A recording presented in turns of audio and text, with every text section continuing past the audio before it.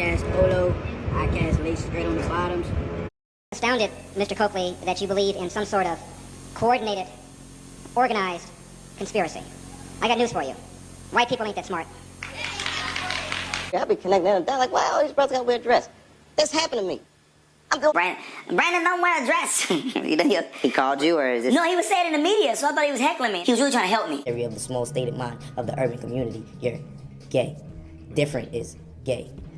You know, weird is gay, where they come from, but they're slowly learning. I'm wearing Mad Mew Mew and some Prada. Okay. And some Condeñado.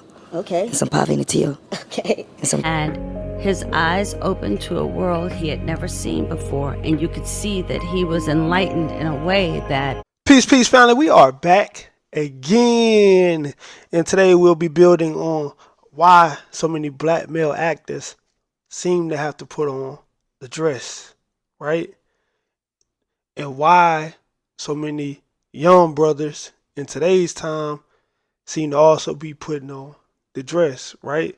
Right now, going viral on Twitter is a couple young brothers who are wearing like skirts. You know what I'm saying? They're wearing skirts, and you know, it sparked this age-old conversation of, is Hollywood trying to emasculate black males specifically, right?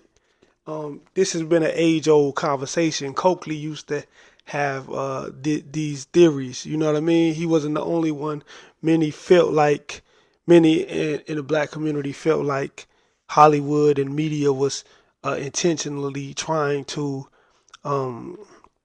emasculate the black male's image. And I want to deal with that today, right, from my POV, and just give you a little insight, right? Not to persuade you, you know, but just to build, you know, you take away with what you take away with, right? Not here to convince nobody. Now, on that note, let's get into it, right? Now, as I told you before, I took theater in college twice because I enjoyed it that much, right? My love for film also, you know, comes from theater, right? Now, when I was in college, it was an elective that I took, you know, and I learned a lot about the arts, right? The liberal arts. I learned a lot about the Renaissance era, and you will see a lot of that in my music, right? Through Macbeth references, Othello references, a lot of Shakespearean, Elizabethan. I have a whole verse where I do an Elizabethan, right? Drawn from this Renaissance era, right? This Renaissance liberal arts era. Now, when you think of the term liberal, right? I was having a conversation with a Republican one time, right? You know, and he was asking me about something, and we got on the conversation between liberal and conservative. And when I told him, when you look at the Statue of Liberty, right, what you see is, originally we know that the original Statue of Liberty was a gift from Europe to celebrate blacks being freed from slavery, and it was a black woman with the chain, right? But America wouldn't let that slide, so you ended up getting the one that you have now, right? But this represents freedom, right? That's why you have the one hand in the air, and it's freedom, right? The torch is on fire. So when you think of being liberal, you think of being free, right? Think of being free, liberated, liberation. I want liberation, right? During all kinds of times where people were held in bondage, you know, they wanted liberation. So when you think of the word liberal, you think of free. When you think of conservative, you think of being more concealed, right? Concealed away, right? From the world, as in biblical scripture, the Bible says, "Do not conform." So you see that CON again, right? So you got the liberal, and you got the where you could conform, right, to religious standards or whatever it may be. So one is telling you to be free, and then one is playing by a certain book. Now, when you deal with the liberal arts, you are dealing with liberal. So you're dealing with freedom, right? Freedom of expression. Although at times, historically, You know, some of it was a little bit hypocritical at times with some of the sexism that was going on in theater, as far as you know, women for a long time in the Renaissance era, women were not able to even be on stage, right? So you have men in makeup, men in dresses, men in kilts and all this, right? This was a thing. This was a thing. Uh, now, uh, to put some context to where I'm drawing from, I don't want you to think that I'm just a guy that's out here talking. Now, many people watch film, but they don't know film history, and they haven't studied the Renaissance era in Europe, right, from the 1300s to the 1600s. Because if you did, one thing you would know is, in those times, women, as I said, could not be on stage as actors until the mid 1600s. So male actors would dress up as women and play women characters in these plays, right? Let's think of duality again, as we always talk about duality. In theater, great characters are written to show duality, right? So you always have, when you think of, let's draw, let's look at the film Billy. You look at Sincere and you look at Tommy. Sincere is the perfect character. You go get Nas. Nas is calm. Nas is thinking, and then you go get Tommy, which is DMX, which is the opposite of that. He's wild. He's loud. You know what I'm saying? This is duality. So usually in film, you catch a lot of these characters. In Sinners, you had the twin, you had the red and the blue. I haven't watched it in a minute, but you know, this common theme, it's a common theme of duality in film. This is a old ancient way of doing the arts. You're always going to have this, right? Kane and O-Dog. You're always going to have this. You had Jody and P. I'm going by the hood classics, right? Jody and P, right? P is the other side of Jody. P represents the other side of Jody, right? And Jody represents the softer side of P. So this is duality, right? The human represents duality. Nature represents duality. Masculine energy, feminine energy. These are dualities. Man and woman are both. Men represent feminine energy at times also, right? It's just an energy. And women represent masculine energy also, right? It's not just, oh, she's a woman, so she's just always in her feminine, right? That's not natural. Harriet Tubman was not always in her feminine bag, right? If Harriet had to blast you, she would, to be liberated, right? Now, that's just a couple examples. These things are what the human possesses. So again, we always look at the Sphinx. The Sphinx represents that duality. The higher nature, you see the space of the spiritual man. In the lower nature, you're dealing with the beast. The lower nature, the higher nature. The lower nature, the higher nature. The lower nature, the higher nature. We all have these, right? We all have these within. It's a battle within. And in film, you need this also, right? So this is always playing a part. So now, black men did not create the game of basketball. Always remember that. Now, because when you watch the game now, you see that the league you got more diversity coming back into the league now. However, with the foreign players, and you know what I mean, but the black American have dominated basketball and football for a long time in America. However, the black American did not create the game of basketball. He did not.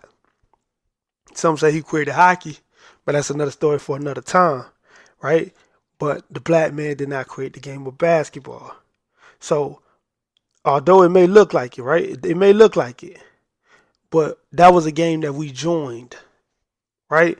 And when you join the game, you have to go by the rules that existed before you. When you join somebody else's game, right?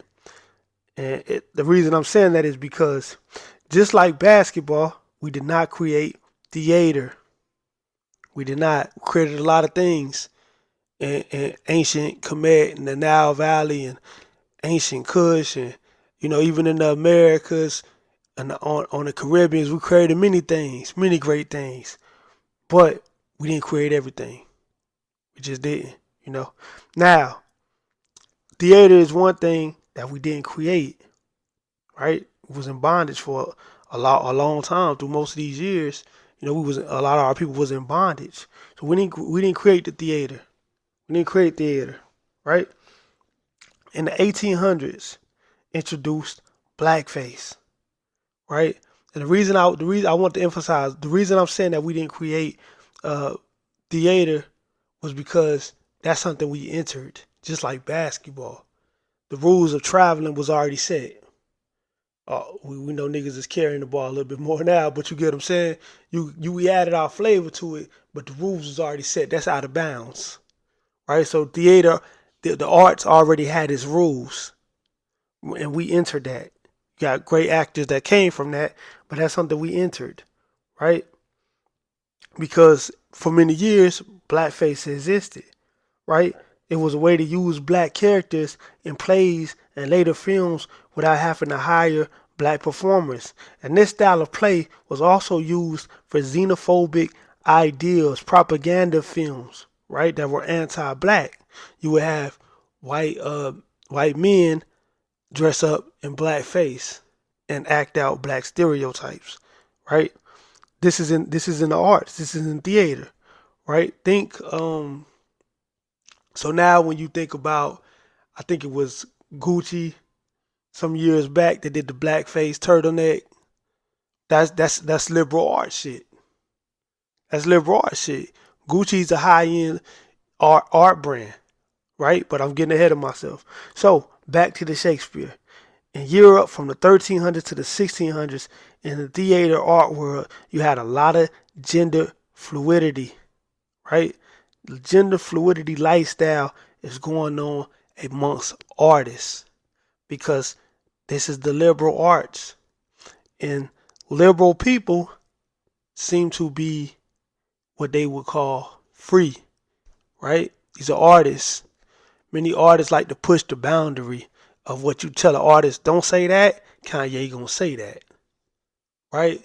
Yo, Tupac, don't do that. Tupac gonna do that. That's what many artists do. Push the boundary, right? Go against society. It's the artists that move the culture.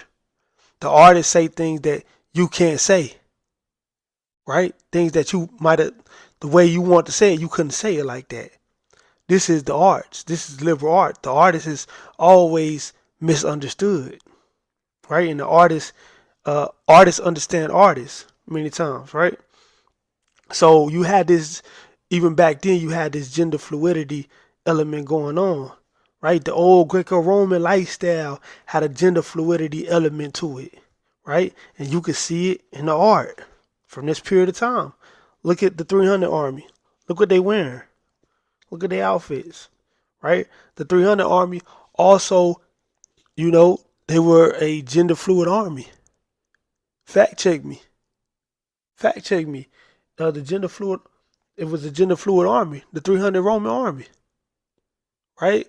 The Greeks, the Romans, many of these armies, these great armies were gender fluid. And you seen it in their clothing, and many of them felt like if they slept with each other, they would be better soldiers to die for their fellow man in the war, right? They spent many months and years away from their women, all army, all men. That's how they was rocking, right?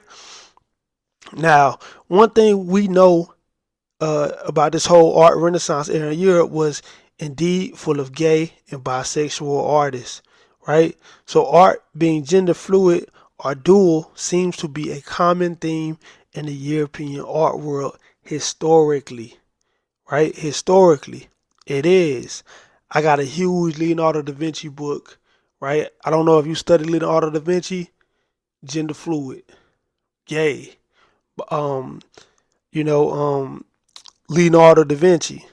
For those that didn't study, if you really look into them, Michelangelo, many of them. This is the artists. Even back then, this is the European artists. Now, as we fast forward to the early 1900s, we see many actors who may not portray being gay or gender fluid on screen, right? We see many actors who may not portray being gay or gender fluid on screen, but outside of that screen, they were actually gay. They were actually gender fluid. Many of these actors from this time, you didn't know that. You just didn't know, right? You see them on screen and they're playing masculine roles, but this is an actor. This is just an act, right? Now, even during the Black art Harlem Renaissance, as Black Americans now get more into the arts around this time, right? Theater, poetry, paintings. You starting to get all your, many of our greatest Black artists coming in from the late 1800s to the early 1900s, shifting all the way up to Harlem, that Harlem Renaissance era. Many of them were gender fluid and bisexual and gay. This is a reality. So you see this common theme again when you deal with artists, right? In the liberal arts. The liberal arts seem to be how historically, even when it was just in Europe, have a gender fluidity element to it. It just does. The Three Stooges used to have a set where the three men would dress up as women for laughs. As we know now, the origin of this seems to go back to old Europe in the Renaissance era, 1300s to 1600s, right? So although you're just discovering this is not new. Remember, you didn't create the game of basketball, you just got in the game. The rules was already set. Just like you didn't create the liberal arts, the European liberal arts, you just got into the game of the liberal arts. And when you get into the game of the liberal arts that was set before you, you have to play by the liberal arts rules. Not that you have to, but this is already set, right? Now, the old European art tradition of male actors playing women is prevalent in theater. It just is and has always been. Many male actors who went to acting school know the history while some don't, right? This is one thing that when I was in theater, I learned a lot about. I was like, I started noticing the pattern of like, it's like a lot of gender fluidity and historically in this, and I actually had a gay theater teacher. He was a good teacher. You know what I mean? But he happened to be a gay man. And, so there you go again, this common theme, right? Through the 80s art era in New York City and LA, you find that many of these artists were also gender fluid. Basquiat, Madonna, right? Madonna dealt with Basquiat, who was a, gender fluid bisexual man. Right? She liked Basquiat. She dated Basquiat. She dated for a woman back then to date a man like that. But Madonna was into the arts. Madonna was a child of European arts, right? Keith Haring, right? Andy Warhol. It don't stop. Religion in other ways, life always taught against this lifestyle, right? Religion has always taught against this lifestyle part itself. So religious people do not agree with the same sex anything or dressing up like the opposite sex, right? So when you look at, the reason that this is in this thread that I did, which I'm building from, using this as a point of reference, is because when we always talk about being objective, right? And that was my point of why I used that we did not create basketball. We just inherited the game. We didn't create theater. We didn't create the liberal arts. It's something that we got into, right? And when you get into something, you have to understand that it's rules already set. Now, whether you choose to participate in it or not, it's totally up to you. But for you to get the full realm of knowledge on this subject, you're going to have to be a little bit objective. right? You're going to have to be a little bit objective to deal with this subject, and you're going to have to also be a little bit mature, right? You have to be mature and objective to deal with this subject that we're dealing with today, right? So if you are religious, you're going to have to kind of like put that down for a second, because obviously as a religious person, you're against all this, obviously, more than likely. However, if you just look at it through an objective lens, right, we are just going wherever knowledge takes us. And what we're seeing is that, you know, the liberal arts is more than likely not as religious. They going against it, right? And they're dealing with the art. Art is their religion, right? So keep that in mind when you're looking at this. If you are religious, well, that's sin. That's wrong. We know right now we just dealing with we just peeking into somebody else's world to get to get to what we're trying to get to with the lesson, right? Now, the great Marvin Gaye grew up in the church. His father was a very, very religious man, right? But his father was also a cross-dresser. So he battled with his sexuality, right? So he's in the church every day, and deep down he's battling his own demons, because deep down he got his own ways in the closet, right? But he can't come out the closet, right? So he's been taught his whole life that's a sin. This is so but deep down when he goes home, he's a cross dresser. He's a cross dresser with mental issues. This is Marvin Gaye's father, right? He's a super religious cross dresser. Like you would see what's his name? The Kardashians' dad, Bruce Jenner. Well, now he's Caitlyn Jenner, right? He's die-hard MAGA, die-hard Trump guy, which is usually white Christian nationalists. However, he's a cross-dresser that hates gays. You see what I'm saying? It's a conflicting psychology for many of these people that say, yo, I've been taught that's wrong, but I'm doing this, but I hate it. It's totally, the motherfuckers is crazy, right? Now, that's how Marvin Gaye's dad was at that time, right? Now, he never supported Marvin Gaye, because when Marvin Gaye got into to R&B, Marvin Gaye took his voice from the church to sing the world, and he started singing sexual healing and all these sex songs. And he started using drugs, and Marvin Gaye's father hated this because he's a Christian nationalist, right?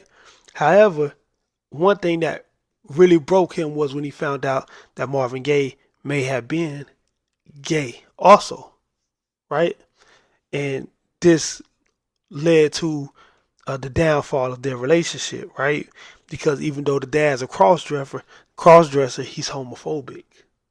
The cross-dresser that's homophobic, and is upset with his son, who sings about sex and is also a closeted gay man, right?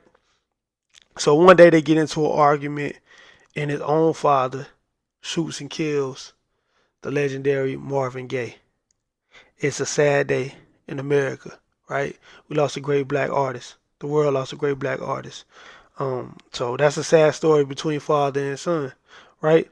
So we do know that many white male and Hispanic male actors have all participated in carrying out the tradition that comes from the European Renaissance era, right? Robin Williams, Miss Doubtfire, Arnold Schwarzenegger. We can name so many. We said earlier, the Three Stooges, even before blacks could really get on the camera, before they could even get on the camera like that, whites were in blackface, and you still had even whites then doing comedy rituals, putting on the dress, right? Putting on the dress.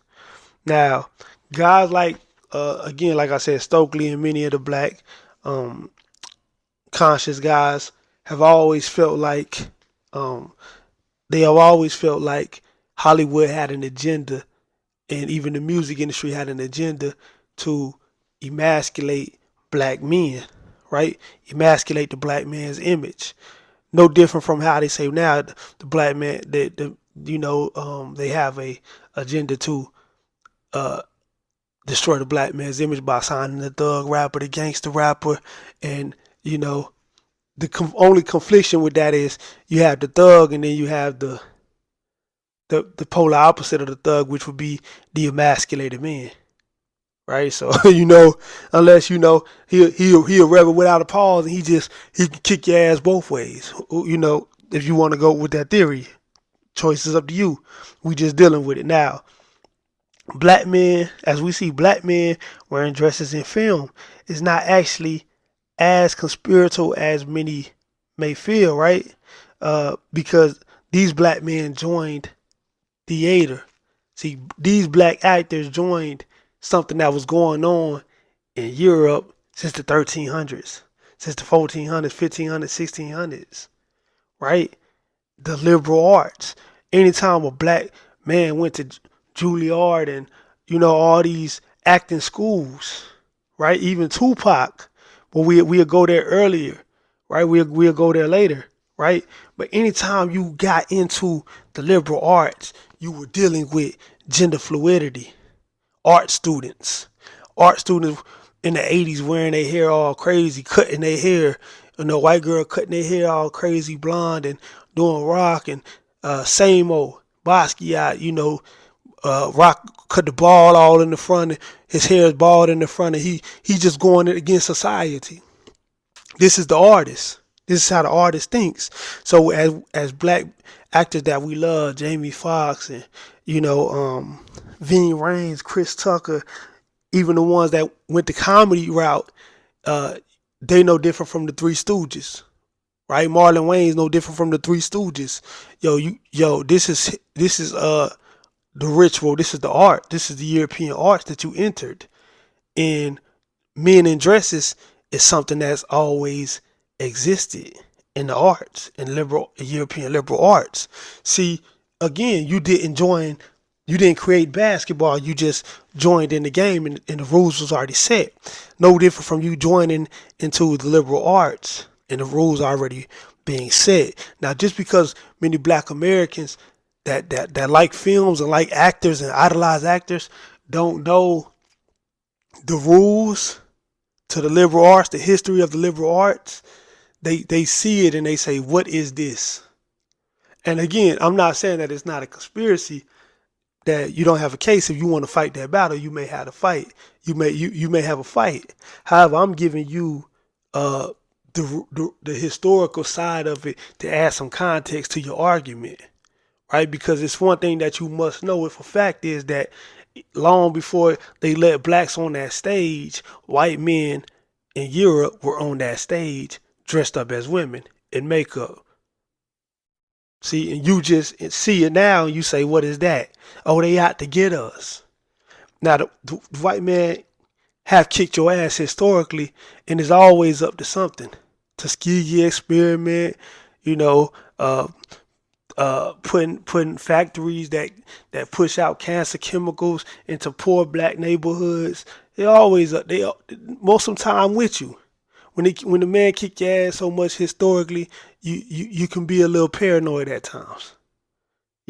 Maybe rightfully so, right? However, when you look at this is historically going back to Europe 1300s, before you could even get on stage, even in the early 1900s, right? When they dressed up in blackface and they made you out to be robbers and thieves and going around as sexual monsters, deviants that will take down white women. They didn't necessarily put you in a dress, right? Birth of a Nation, they didn't put you into a dress. They didn't put you into a dress. So that's something that came later as more black actors begin to get into the liberal arts that came from the old European Renaissance era tradition, right? This is a fact. This is a fact. Now, what we're going to talk now is one second. We're going to talk European fashion, right? We're going to talk European fashion now. Tupac gets introduced to Madonna in 1993, and they date, right? So now now did this. Tupac is an art student historically. Many of the Black Panthers were into the arts because they come out of UC Berkeley and all these places, many of them, right? Now, so Tupac as a kid, is introduced to gender fluid people. Tupac has a godmom that is a bisexual woman. She was a gangster. She ran with Frank Lucas' crew at one time. Her name was Cookie, right? Her name was Cookie. She was a bisexual woman, right? And she was a gangster. So Afeni was well educated, as I told you before, on many of the arts, many oppression going on, gays being mistreated, blacks being mistreated, Arabs being mistreated, oppression all over the world, by the white man. So she installed that in her son, not to necessarily be homophobic. So you have to keep that in mind when you deal with Tupac. You're dealing with an art student. You are dealing with. He does come from a criminalized background of his parents, and freedom fighters and gangsters and all that, and grew up in rough areas. However, at his core, that's an art student. That's an art student. That's an educated art student, right? That was introduced to the arts. He said it. When he would get out of that art school, he would have to go back to Baltimore to the projects. But while he was at that art school, he's with the white kids. He's with just where he met Jada Pinkett at, right? And they're able to express themselves. Artists are able to express themselves. That's why right now, right now in the rap game, there's not too many artists outside of Kendrick Lamar, J. Cole, and a couple others. Because art right now is just money, clothes, hoes, sex, money, clothes, hoes, sex. It's no real expression. And this is what brought the greatest out of Pac, was that Pac was a poet. Even when he wasn't rapping, you go through his rap book, you find the poems, you find the scripts, right? He's an artist. This man is an artist, he's a poet. He's not afraid to be dual. We talk about that word duality in the theater, right? Tupac is cool 1 minute, then he wildin'. Then he's cool 1 minute, then he's wildin'. He was more in touch with the women than the average rapper outside of LL Cool J. But for your thug rapper, he was more in touch with the women. For your Black Panther type rapper, radicalized rapper, some would say, more in touch with the women. Because he's an artist, he's a theater kid, right? So Pac had no issue feeling the need to walk around masculine 24/7 because he was in touch with everything. He was in touch with everything, right? Now, Tupac gets introduced to Madonna in 1993. Now, again, Madonna is on top of the world at that time, and Madonna has connections to European artists, right? She's connected to the European, high-end European fashion art world, and she introduces Tupac to Gianni Versace himself, and he admires Tupac's beauty.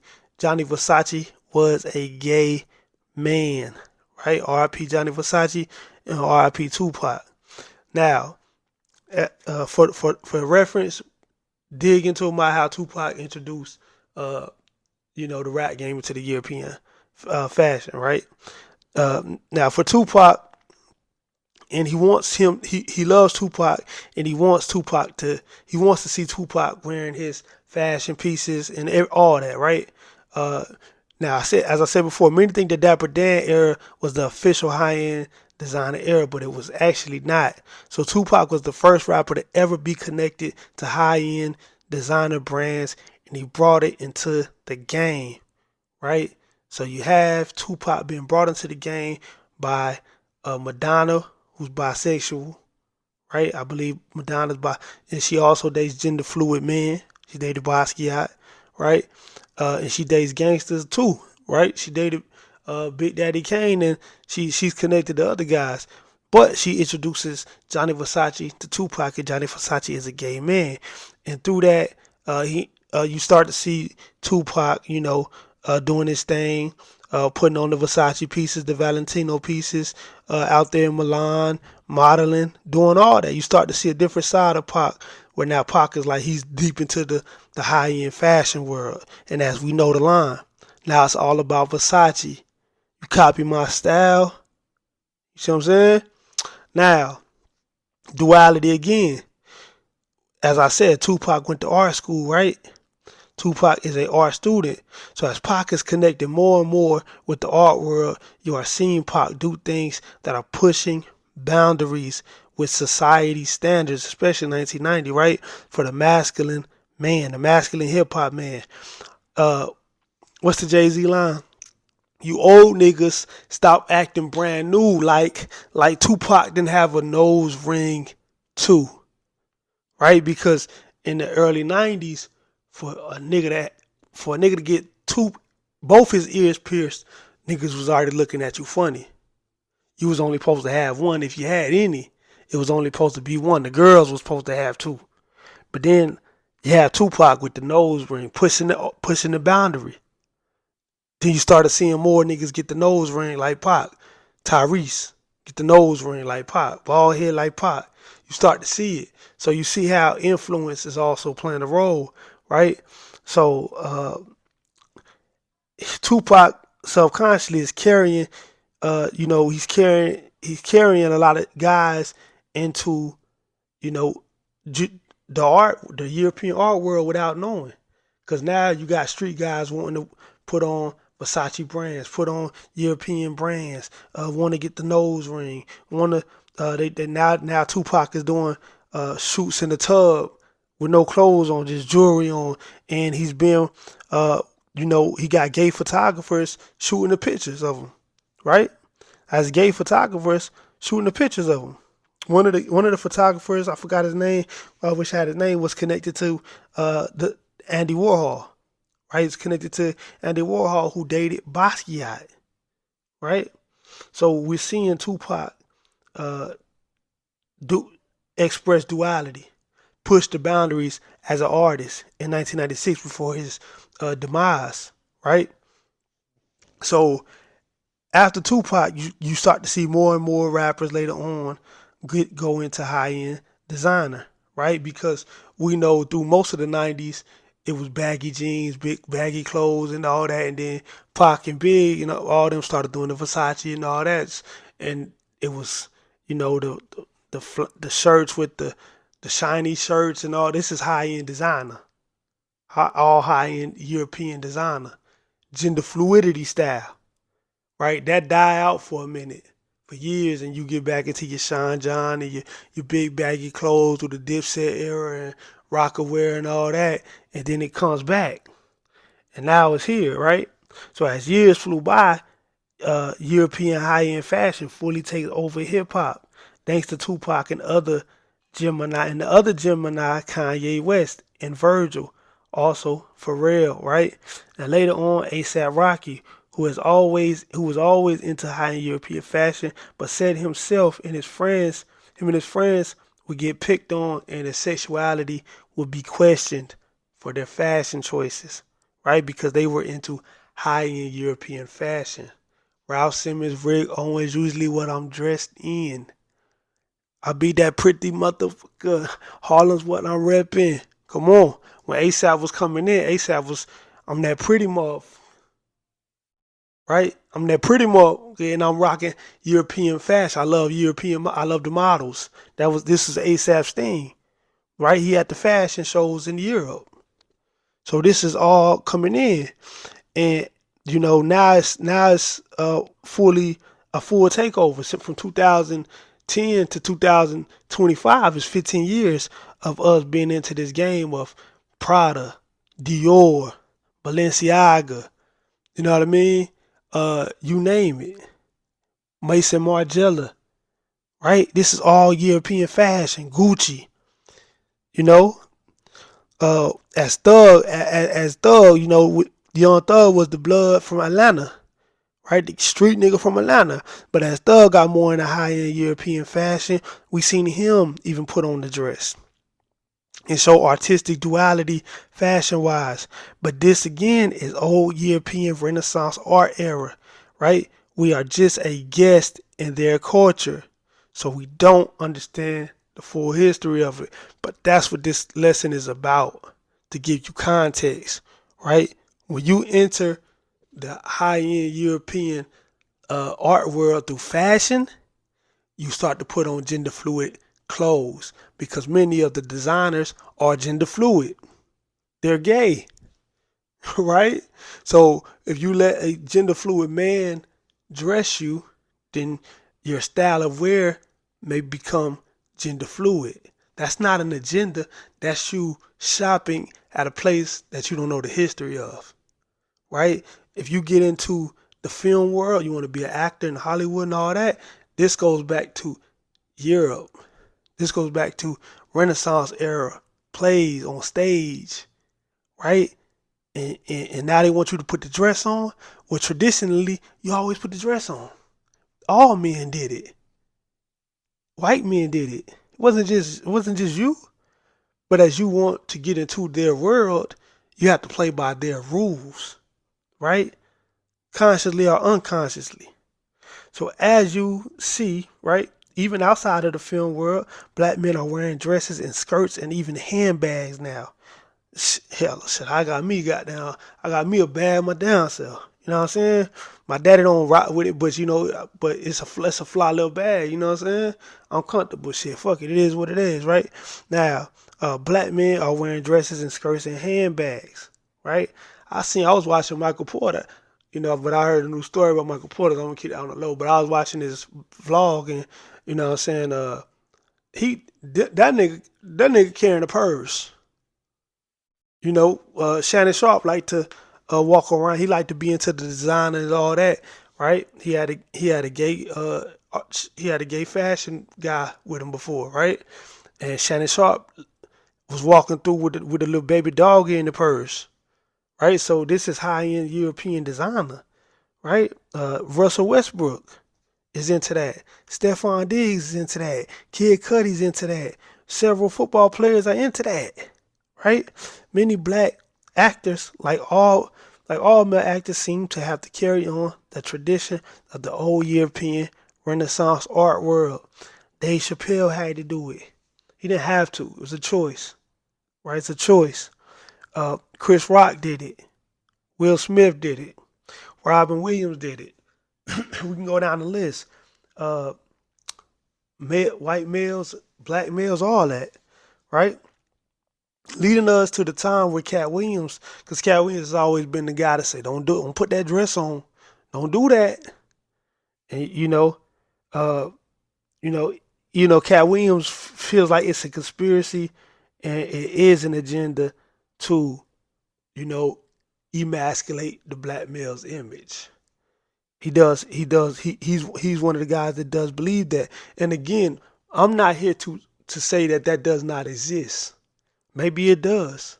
Maybe they're trying to emasculate all men's agenda, right? Or maybe, film and acting has always been a liberal thing.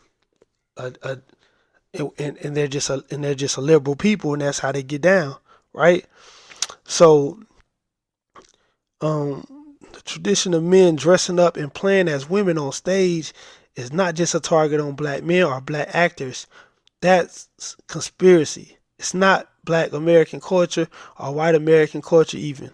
So many Americans don't understand it, especially black, unless we have studied theater and old European art, etc. We would not understand it, right? You need to understand this. to really put in context what's going on, right? So I know we finally got to the end of the lesson, but my whole point was to give you a history lesson on what you're entering, right? It's no when Dr. King said that I felt like I put integrated my people into a burning house. What he was referring to was, yeah, now we integrated. However, we didn't create the game, right? So the capitalism game, the heavy consumerism, the billboards everywhere you look, the TV advertisement, it was gonna create capitalism monsters. Blacks trying to rob each other for killing each other for $200 shoes, no value for life. This is what he felt. It was gonna turn us into these machines, right? Capitalistic machines. He seen it coming. He knew it would happen because he knew that he wanted in, but he wanted in the game, but he realized that we didn't make the rules to the game, right? And it's the same thing with us. Once we got into the European fashion, what comes with it is you want to come to these fashion shows, you want to put this on, do that. Yo, this is how we get down. This is our culture. You would guess how same way we tell Eminem and all them, y'all guessing in American Black American hip hop. We guessed in that, and we have to understand this because many of our kids they not wearing the brands. When we was growing up, it was Evisu and Ed Hardy and Cool G. I'm aging myself like a mother. You feel what I'm saying? The Ralph Lauren and all that, but now the kids is into what the rappers is rapping about, and the rappers is into high-end European fashion, right? And many of the rappers have even got into putting on dresses and skirts, and you seeing since many kids follow the rappers, they're doing it too. They follow the athletes, they doing it too. You see what I'm saying? They're entering the liberal arts world. And many actors, black actors who put the dress on, they entered the liberal arts world, the European liberal arts world, where you're liberal, you're free, right? Man can put that dress on, woman can put that hat on. It's the game. So on that note, family, I hope I added some context, at least gave you a new perspective. You know what I'm saying? On that note, family, we out. Peace.